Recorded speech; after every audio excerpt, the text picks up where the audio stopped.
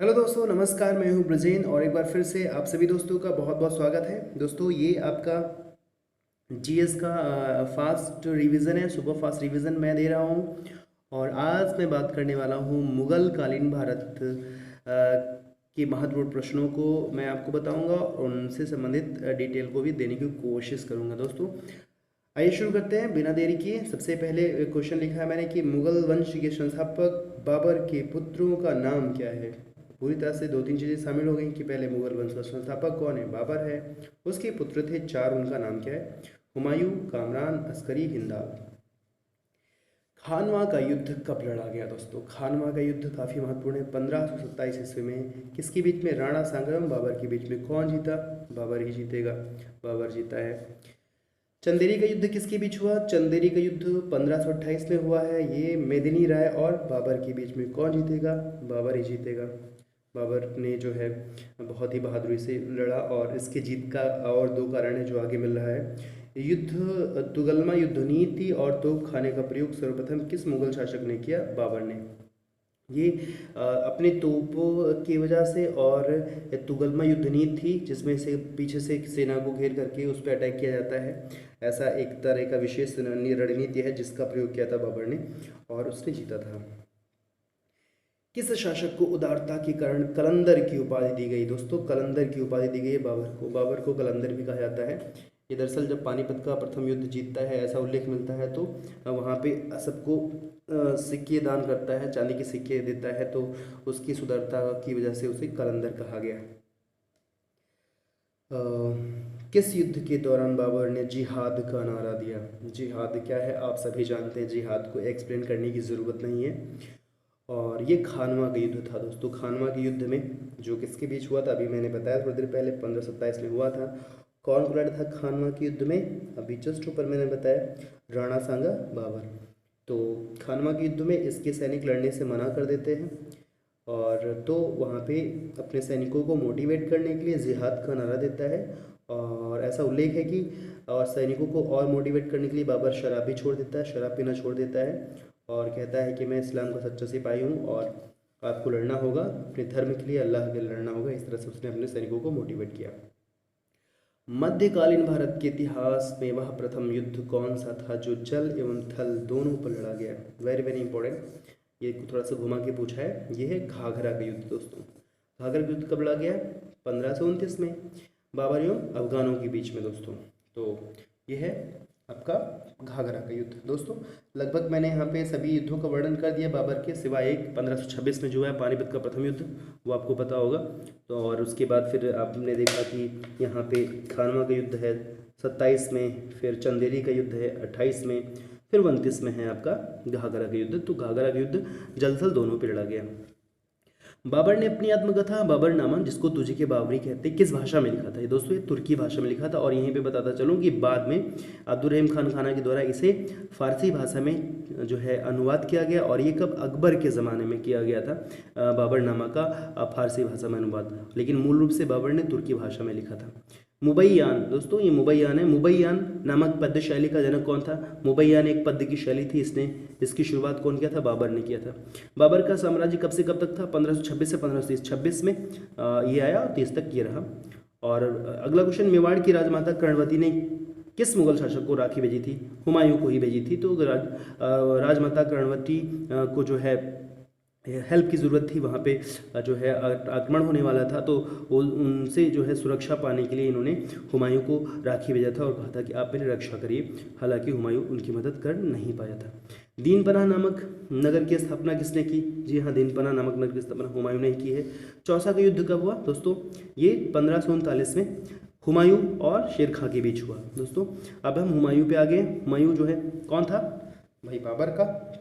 आपको बताया गया कि बाबर के 4 लड़के थे, उसमें एक हुमायूं था। तो बाबर के 4 लड़कों में सबसे काबिल था हुमायूं। तो हुमायूं 1539 में हुमायूं और शेर खां के बीच में युद्ध हुआ, जिसे चौसा का युद्ध कहा गया। शेर खां कौन है, शेर खां है शेरशाह सूरी को ही शेर खां कहते हैं। फिर कन्नौज या बिलग्राम का युद्ध कब और किसके बीच हुआ, ये काफ़ी इंपॉर्टेंट है दोस्तों, वेरी वेरी इंपॉर्टेंट है ये। कन्नौज या बिलग्राम का युद्ध जो है मैं आपको बताऊं, इसी युद्ध के बाद हुमायूं को जो है छोड़ना पड़ा था साम्राज्य। हुमायूं हार जाता है 1540 में, 17 में 1540 में कन्नौज या बिलग्राम के युद्ध में, और उसके बाद शेर शाह सूरी जो है साम्राज्य संभालता है और हुमायूं पराजित होकर के जो है चला जाता है बाहर और निर्वासित 15 सालों तक वो घुमक्कड़ों की तरह ज़िंदगी व्यतीत करता है और निर्वासित हो जाता है। लेकिन आपको पता है कि 15 साल के बाद पुनः हुमायूं जो है जब शेर शाह सूरी का साम्राज्य खत्म होगा, वो उसका लड़का आ जाएगा, तो लड़का थोड़ा सा अच्छा नहीं होता है, नालायक होता है, कुछ भी कह लीजिए, वो उसके साम्राज्य को संभाल नहीं पाता। तो हुमायूं मौके का फ़ायदा उठाते ही चौका मारता है और फिर से दिल्ली की सल्तनत पे काबिज हो जाता है। दोस्तों आइए अगले क्वेश्चन को चलते हैं, आगे देखते हैं क्या खास है। अब यहाँ कह रहे हैं कि ये देखिए वही जिसका मैं जिक्र कर रहा था, किस युद्ध के द्वारा हुमायूं दोबारा दिल्ली का शासक बना। मक्षीवाड़ा, उसे मक्षीवाड़ा का युद्ध कहा गया। कब हुआ था? 1555 में। 1555 में मक्षीवाड़ा के युद्ध में जो है हुमायूं पुनः गद्दी हासिल कर लेता है, फिर से राजा बन जाता है। लेकिन इसका दुर्भाग्य था कि ये बहुत जल्दी ही 1555 में राजा बना, लेकिन 1556 में ही 24 जनवरी 1556 को पुस्तकालय की सीढ़ियों से, दीन पनाह या शेर मंडल या इसके जो है महल में एक पुस्तकालय है, वहाँ से सीढ़ियों से फिसल कर गिर जाता है और ये बेचारा समाप्त हो जाता है, इसकी मृत्यु हो जाती है हुमायूं की। हुमायूंनामा किसकी रचना है? हुमायूंनामा लिखा हुआ ना गुलबदन बेगम ने लिखा, इंपॉर्टेंट है गुलबदन बेगम। कौन सा शासक 7 दिन 7 अलग अलग रंग के कपड़े पहनता था? ये इंपॉर्टेंट है। हुमायूं जो था ज्योतिष में विश्वास रखता था, ये ज्योतिष को मानता था, इसलिए हर दिन के लिए एक जो है अलग रंग का कपड़ा था। जैसे मंडे को सफ़ेद कपड़ा पहनता था और ट्यूसडे को लाल पहनता था, इस तरह से हर दिन का अलग अलग, शनिवार को ब्लैक पहनता था। तो 7 दिन के अलग अलग कपड़े पहनता था। अभी भी लोग पहनते हैं जिनको ज्योतिष का ज्ञान है, कपड़ों के रंग के अनुसार कपड़ा पहनते हैं और ऐसा कहते हैं कि फलित होता है। तो आप इसको ट्राई कर सकते हैं खुद, अगर आप हुमायूं बनना चाहें तो खुद ट्राई कर लीजिए, काफ़ी लोग करते भी हैं, व्यक्तिगत ये मामला है। शेर शाह सूरी का शासन कब से कब तक था? 1540 से 1545। देखिए मात्र इसने 5 साल शासन किया, लेकिन बहुत ही ज़बरदस्त तरीके से शेर शाह सूरी ने साम्राज्य संभाला है। बहुत ही गौरवशाली इसका जो है साम्राज्य रहा है शेर शाह सूरी का, और लेकिन बहुत ही कम समय के लिए था। अगला है शेर शाह सूरी के बचपन का नाम क्या था? आप सभी को पता होगा, फरीद खां। शेर शाह सूरी को फरीद खां कहते हैं। और फरीद खां को शेर खां की उपाधि किसने दी? भाई फरीद खां थे तो शेर खां कैसे बने? आपको पता है कि एक बार ये जो है बिहार के अफगान जो है गवर्नर बहार खां लोहानी के साथ जा रहे थे, तो एक शेर ने इन पे बहार खां पे आक्रमण किया, तो फरीद खां ने एक ही तलवार में शेर को ढेर कर दिया। तो बहार खां लोहानी बहुत खुश हुए और फरीद खां की बहादुरी को देख करके उसे शेर खां की उपाधि दे दी, और तब से ये हो गए शेर खां, और शेर खां बन गए फिर बाद में शेर शाह सूरी, शेर शाह सूरी। रोहतासगढ़ किले का निर्माण किसने करवाया? रोहतासगढ़ किले का निर्माण शेर शाह सूरी ने करवाया है। भूमि की माप के लिए 22 गज अंक वाली सिकंदरी एवं सन की डंडी, सन की डंडी पूछते, सन की डंडी का प्रयोग किसने किया था? शेर शाह सूरी ने करवाया था सन की डंडी, और 22 अंक वाले सिकंदरी गज का प्रयोग कराया था ये। शेर शाह द्वारा चलवाई गई मुद्रा कौन कौन है? चांदी का रुपया, शुद्ध चांदी का रुपया चलवाया था शेर शाह सूरी ने, और तांबे का दाम। तो 2 चीज़ें इसने चलवाई हैं शेर शाह सूरी ने, चांदी का रुपया और तांबे का दाम, जो काफ़ी इंपॉर्टेंट है दोस्तों, याद रखिएगा, शेर शाह सूरी ने चलवाया था। अकबर का पूर्वगामी किसे कहते हैं? अकबर का पूर्वगामी है शेर शाह सूरी। अकबर का जो एक तरह से एक साम्राज्य है बहुत विशाल है, बहुत सिस्टमेटिक है, उसी तरह से शेर शाह सूरी का भी साम्राज्य बहुत विशाल था, बहुत सिस्टमेटिक था, इसलिए शेर शाह सूरी को अकबर का पूर्वगामी कहते हैं। शेरशाह ने किन 4 प्रमुख विभागों की स्थापना की? शेरशाह ने 4 प्रमुख विभागों की स्थापना की थी, दीवाने वजारत, दीवाने अर्ज, दीवाने ईशा एवं दीवाने रसालत। तो ये 4 महत्वपूर्ण विभाग थे उसके साम्राज्य के, ताकि वो शासन प्रशासन को चुस्त दुरुस्त कर सके, तो याद रखिएगा। शेरशाह ने लगान निर्धारण हेतु कौन सी प्रणाली अपनाई? दोस्तों ये भी इंपॉर्टेंट है, इनके समय में लगान निर्धारण की 3 प्रणाली थी। एक तो गल्ला बख्शी या बटाई कहते थे इसको, नक्स मुक्तैया कनकूत, और नकद मसाहत या जब्ती, ये सब एक ही। तो 3 एक ही, तो 3 तरह की लगान निर्धारण प्रणाली इनके यहाँ प्रचलित थी, ये आपको याद रखना होगा, कोई एक पूछी जा सकती है। आगे है पट्टा एवं कबूलियत प्रथा का प्रचलन किसने करवाया? जो दोस्तों जो जमीन का पट्टा होता है और कबूलियत होती है, ये किसने? शेरशाह सूरी ने चलवाई थी। भूमि निर्धारण के लिए शेरशाह ने कौन सी प्रणाली अपनाई थी? राई प्रणाली, वेरी वेरी इंपॉर्टेंट। राई प्रणाली किसने अपनाई थी? शेर शाह सूरी ने अपनाई थी। किस शासक ने अपने संपूर्ण साम्राज्य में 1700 सरायों का निर्माण कराया? ये है शेरशाह सूरी। शेरशाह सूरी अब इतना प्रतापी राजा था कि 1700 सराय बना दिया इसने भाई। और आपको पता होगा ग्रैंड ट्रंक जो जीटी रोड है इसका भी निर्माण कराया था। शेरशाह का मकबरा कहाँ है? ये याद रखिए सासाराम में है, काफ़ी महत्वपूर्ण है। और ये झील के बीचों बीच है, सासाराम में झील के बीचों बीच इसका मकबरा बना हुआ है। Grand trunk road GT road का निर्माण किसने कराया? शेरशाह सूरी ने कराया। मलिक मोहम्मद जायसी ने, ये काफ़ी इंपॉर्टेंट है, मलिक मोहम्मद जायसी ने पद्मावत की रचना किसके शासनकाल में की? शेरशाह सूरी के शासनकाल में की। मलिक मोहम्मद जायसी ने लिखा है पद्मावत, और ये शेरशाह सूरी के शासनकाल में इन्होंने लिखा था। अकबर ने कब से कब तक शासन किया? दोस्तों अकबर की तरफ चलते हैं।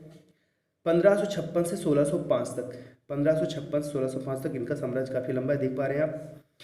अकबर की माँ हमीदा बानो बेगम को अन्य किस नाम से जाना जाता है?